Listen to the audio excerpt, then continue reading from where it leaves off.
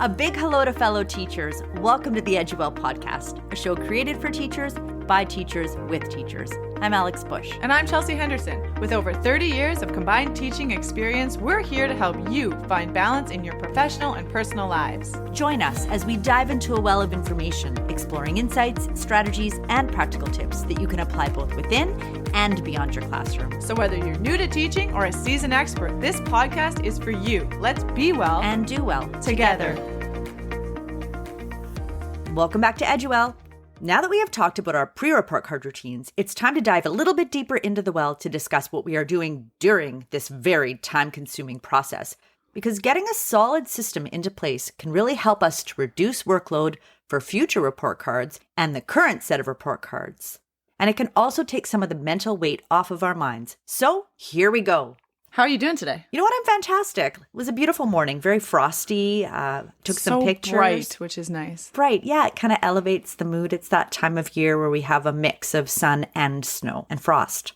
It's a good time to cuddle up inside and work on report cards. It's perfect. So let's talk a little bit about our during routine.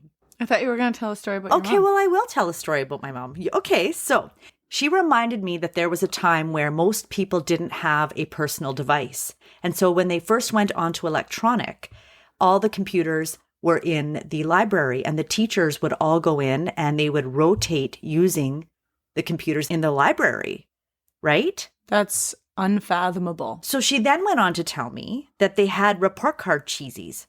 And then she talked about, you know, the commercial with the guy with the orange fingertips. Yeah. And so they would get report card cheesies and take turns using the computers. And she said, yeah, isn't it weird that we chose cheesies and not like just chips because we're sharing these computers?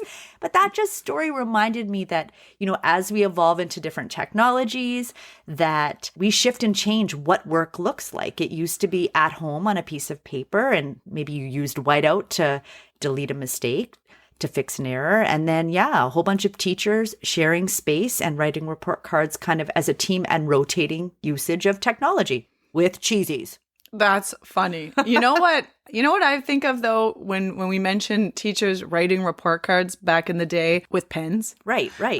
If I did that, I would go through a lot of paper. I'm really glad that we do them on computers because I feel like that would just be a disaster for me. Exactly. I completely agree. So although some of the programs aren't ideal, it's better than on paper. Yes, I like that outlook. That's really nice and positive. I'm grateful for that. On that note, let's maybe move into what we do during our report card cycles. No cheesies. No cheesies for us. We're not doing cheesies because we have these precious keys to type on. That's right.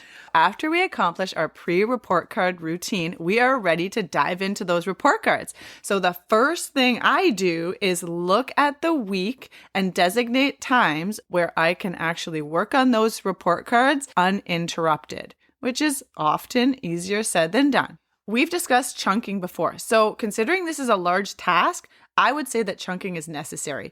It's important to block off a period of time where you won't have disruptions. So I like to look ahead and think about the time that's going to allow me to make real progress on my reports. If I'm at home, I do have to tell the people around me that I cannot be disturbed for X amount of time. And that's always pretty helpful for me to get something done. I'm going to build on that one a little bit. It's kind of you're loudly telling, explicitly telling the people in your life. Tell the people exterior to your life also, almost like a warning that I become kind of a recluse during report cards so that you're not getting the invite, so you don't feel the pressure at all. So announce it loudly, like it's a bad month for me, it's report cards. Build you're setting it up. Setting it up for that time that you need. That's right. Exactly. I would also say, think about when you work best. When will you be the most productive? Like for me, it's not going to be 9 o'clock at night, right? By then I'm tired. Yeah. I am ready for bed. I'm not going to be starting my report cards then. I work well in the morning and I actually work pretty well right after school for a little while until I need my wind down time. So think about that. If you can get 20 minutes or a half an hour of work in before you begin your day, do it. Or maybe it's later on. Of course, it's all personal preference, but when will you be most productive to work on those report cards, right? Right. And something that I have found success with would be using my self-directed preps. So if I want to build time into the day, throwing, 20 minutes of the prep right focused towards report cards, closing that door tight, locking it, shutting it down, and getting cracking on report cards. That can be really helpful for me. Yeah, we don't have to do all of our report cards outside of school, I hope. And I think, as you get more seasoned in your career, you realize, okay, I can designate my preps for report card time, and I don't have to do so much after school during my leisure time. Yeah, any time that works for you to designate chunks is what you should do. Right. And if you have trouble focusing for long periods of time, schedule those breaks. I mean, if you have, like you just said, if you have 40 minutes on your prep, try breaking it into 15-minute sessions. And maybe you have a little bit of downtime at the beginning of your prep, then you work really hard, and then you have a little bit of downtime at the end of your prep if you can. I think we know that as teachers and even as parents, we can get a lot done in 15 minutes. It's a solid chunk of time, especially if you are holding yourself accountable. The thing is, I hold myself more accountable when I have a timer set. So that's something that I do. And hey, we do that with the kids in class. I find that when I know I only have to give my 100% for 15 or 20, 25 minutes, I am more inclined to start and to be totally focused. And I often will end up going over and above and beyond that time frame because I know what I've set out to accomplish is manageable. Yes, it's manageable and it's a little bit of a challenge. So when you accomplish that, it feels good and it makes you want to do more, right? Exactly. So it brings that me snowball back again. Yes, it is rolling that snowball. And I always think about that quote that you say, how do you eat an elephant, Chelsea? One bite at a time. Yeah, and report cards are a really big elephant. Huge. We're discussing the elephant in the room. Yes, we are. So yes, give yourself some deadlines. As much as I don't like deadlines, I've realized that although sometimes I dread them, I actually really, really need them and work better with them. I'd also want to talk about the Pomodoro technique here. I love this. So this is from Francesco Cirillo. He invented this Pomodoro technique. He had set himself a kitchen timer, which looked like a tomato. It's very Italian sounding, right. Chelsea. So that's what Pomodoro means, which I'm probably saying that wrong. Pomodoro. Yeah, that means tomato. We may have some Italian listeners who are correcting us. That's okay. Yeah, that's right. We make a lot of mistakes. We are open to corrections. Okay, so he took his timer, he set it for 2 minutes, and the reason that he did this was to help him focus on reading a sociology book that he needed to read for a university exam. So basically, when the timer went off, he would be able to take a break, and this was the reward for his focus. And he found that this simple action alleviated some of his anxiety and propelled him to keep going, ultimately settling on the ideal 25 minutes of focus. So he wrote a whole book on it if you want to read about it and learn step-by-step techniques. And this Pomodoro method helps us to be aware of how our mind works and helps us to consciously decide how to deal with interruptions. Sometimes what pops into our head is truly urgent, but in most cases, it can be postponed for 20 minutes until your timer goes off, like what we talked about in our last episode, that laundry. Yeah. I have to get my report cards done before I do that laundry. I think I've been using this method quite a bit. Yeah. Yeah. So I use it with house cleaning, but I do a little bit different. I put a timer on my phone for 20 minutes. And when the 20 minutes is up, and by the way, I'm often just chilling, doing, reading during the 20 minutes. But when the 20 minutes is up, I say, I'm going to clean 10 things in my house, or I'm going to give away 10 things. I'm going to throw out 10 things. I'm going to go through 10 pieces of paper. Do I need them or not? And it just kind of builds a little bit of accomplishment in a day where maybe I'm not accomplishing much, and it schedules it. Because, when the task is monumental ahead of you, once again, you almost don't want to ever start. But if you never have to do too much, it's kind of nice. Yes, and what you just said right there is a very practical tip for listeners to use in their classroom. Absolutely. Clear 10 papers out of your binder. Pick 3 pieces of garbage up around the classroom. This is a great thing to use with your students. You're giving little targets and everyone's working together. So I like that. Yeah, I like it too. And You're using that at home and at work. Well, and that's what we're trying to do is, what works at home works at work and vice versa. So, and I personally think that it's so important to schedule those breaks into your day. And I often find that I need movement in my breaks. And my Fitbit finds that too. It starts to buzz on my wrist and it gives me this aggressive little reminder. And I don't know if have you heard that, scientists have said things like sitting is the new smoking. So I take that to heart. So my report cards will get 20 minutes of my time and it will be followed by a big shocker, a walking break. And what's good for the students is also good for us. We give our students time to go outside, daily physical activity breaks. So I make sure that when I've put in a little bit of the report card time, I'm also blocking off time to get outside and go for a walk. I'm obsessed with these walks. I talk about them all the time. They've made it into the podcast every episode. Absolutely, because it is an integral part of being productive and self-care. Okay, and so as my mom would say, it gets the juices flowing. Yes. And that is the truth. I drown in report cards. I can only say something so many different ways. I start to make mistakes. I go for that walk. I come back refreshed and I am ready to start again. But I really enjoy that. It's a solid brain break. It is. So once you've decided when and how long you plan to work, it's important to think about how that session of working on report cards is really going to look for you. And it's different for all of us. I know for me, I use temptation bundling. And that is pairing an arduous task like report card writing with something that we really look forward to and enjoy and something that even nurtures our soul. Yeah, this is something we talk about in almost all of our episodes too. And I think we love it. we need the carrot. So to this day, I've not met anybody who's like, rah, rah, sis, boom, bah, I get to work on my report cards. No kidding. So I know you do this too, don't you? Temptation bundling at report card time specifically. Of course. I like to get anything I need set up before my work session. Okay, like my cup of tea. Yeah, something hot. The atmosphere. Yeah, you could use that cup of tea to distract you within your session, or you could have it all ready to go. Exactly. So just kind of have like, where am I going to sit? What is the atmosphere going to be like? What do I want in the background? Do I want utter silence? Do I want soft music playing in the background? Do I need motivation? I find sometimes music with words will distract me, so I'll go with something a little bit more nature, waterfall oriented. Me too. I can't have any lyrics going. Exactly. I like the space that I'm working in to be clear of clutter so that my mind is free of clutter. I like having that hot tea already ready to go. And I like sitting in my special sunspot. And I like to let the sun hit me. That's something that I can look forward to. But I also bundle a treat at the end of my work session to almost reward myself for the work that I've done. So I find that to be a really, really useful way to use temptation bundling.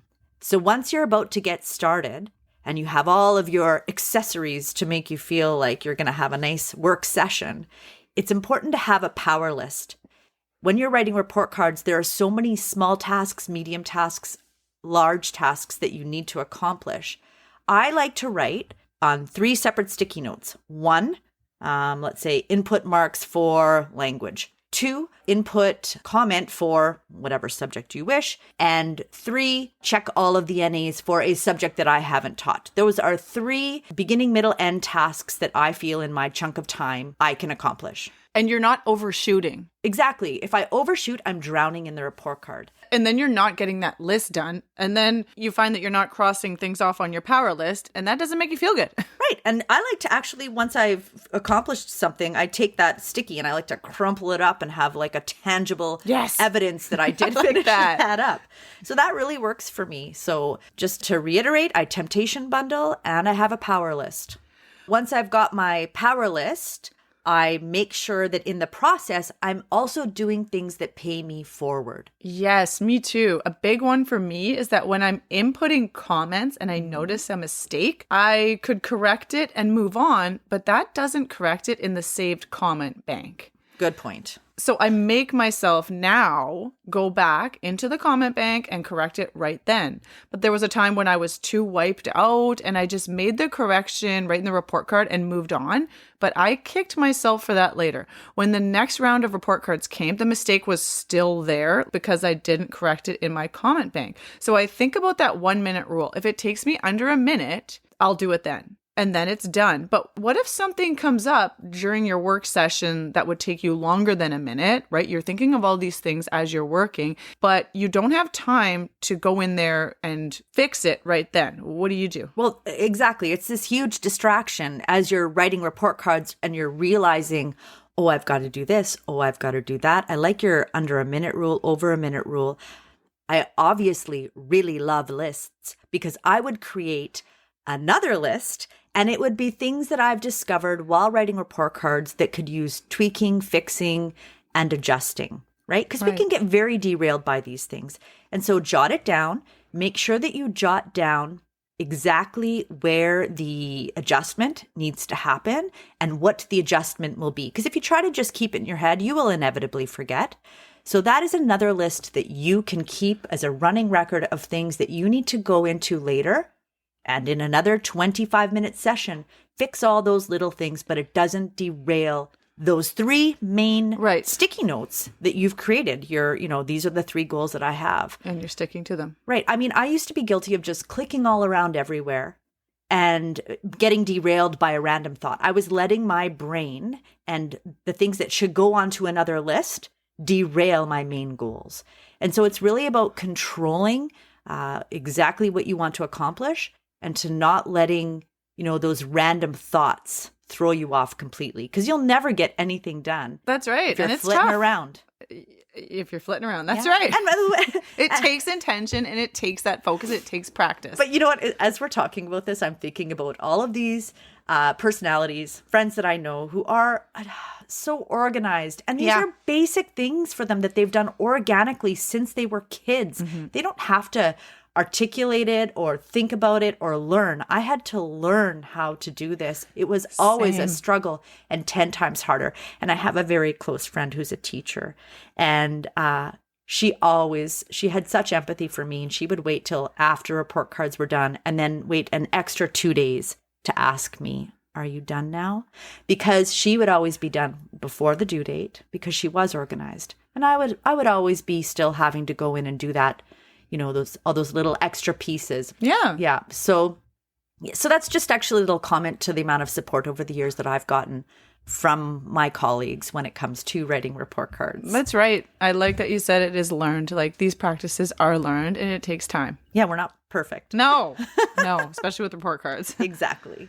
Now we know that we want to find ways to make report cards easier, but let's talk about AI. That's interesting. Because this is pretty fresh on the market. It is fresh on the market. And let's be real, we've been using possibly Grammarly or in Google, there's predictive wording. That is essentially AI. But AI has now gone on to steroids. So what are our thoughts on AI and report card comments? I mean, I have to keep training my brain on writing comments for my report cards. And I would come up to you all the time and say, what do you think of this comment? Is there anything you would change or add? And then we didn't lose that connection piece between our colleagues as well. So something to think about. Something to think about. Face-to-face human interaction where we discuss it. Then you've genuinely written the comment. And when it comes to speaking to that comment, it is embedded in your brain what you said, or they are your words that would have come out of your authentic mouth. And so you can defend, support, explain to a parent confidently. I don't want to lose that skill either. And I am aware that, there can be benefits to using, assisted technology. So you don't want to throw out the baby with the bathwater. And you also don't want to get completely dependent on technology. Yeah. And you also don't have to martyr yourself and make everything, 10 times harder. So I agree with you, though. Some of the best conversations professionally that I've had are when I've leaned on you or another colleague about how to express something. And that kind of brings me to my next point a little bit. And that is commit and omit. And the importance of, with regards to report cards, when you have a student where you're really struggling to write a comment that reflects, who the student is and what the student can do. I think every once in a while it's a done is done situation, because that rumination about a comment to the point where we are, wording it over and over again, deleting, rewriting, changing, it can add a whole bunch of extra errors and stress. And it takes a lot of precious energy to accomplish this. So one thing that I want to kind of bring light to is to go a little bit more basic. Remember that done is done. And for the really complex students, a report card is not the only opportunity for you to communicate to the guardian, to the parents, to the family about the student. Yeah, sometimes it's more beneficial to have face-to-face conversation if you can, or a phone call. Absolutely. And so you can always, if you're really struggling with a comment, write a note on that list of things you need to get back to, because I find that I can get really stuck on one comment and it will really ruin my progress for the job as a whole. So put a limitation on how much time you'll allot to tweaking a comment. Maybe that's when AI comes in. I don't know. But for me, the conversation with my peers will be a part of my practice always. So if there's something that you couldn't get onto paper about a student, make a plan for how you are going to articulate the information. And a comment does not have to say every single thing about a student and their existence in the classroom community. Absolutely. The real affirmations come naturally and face-to-face when you are in the classroom with your students. I actually just told my students this. I just let them know, think about what I'm telling you in class. Think about the feedback I give you on your work and when we're having conversations, because these types of communication matter so much. It's not all about the report card. It's still fluid, right? You know what? That's a Chelsea wisdom. It is so true. You don't want the student defining themselves based on one piece of paper written about a snapshot of their academic life, right? It's about the day-to-day and about the process. It is. Let's remember that. The day-to-day counts, and so do our takeaways. So let's review them. All right. 1, schedule blocks of time with no interruptions and give yourself breaks. Go for walks. Do those tasks that pay you forward the next time you open up those reports. And commit and omit. I'm going to add a number 4, Chelsea. Do it. Don't eat cheesies while writing your report cards. No, thanks. Like that? Not doing it. Weird one. No cheese fingers. For me. Nope. Teachers, we thank you again for listening to the Eduwell podcast. Once again, we'd like to ask you to take a few seconds to give us a review on whatever platform you are listening on. This would really help us to share information with our fellow teachers out there. Tune into our next episode where we approach the finish line on writing report cards. Until then, be well and do well.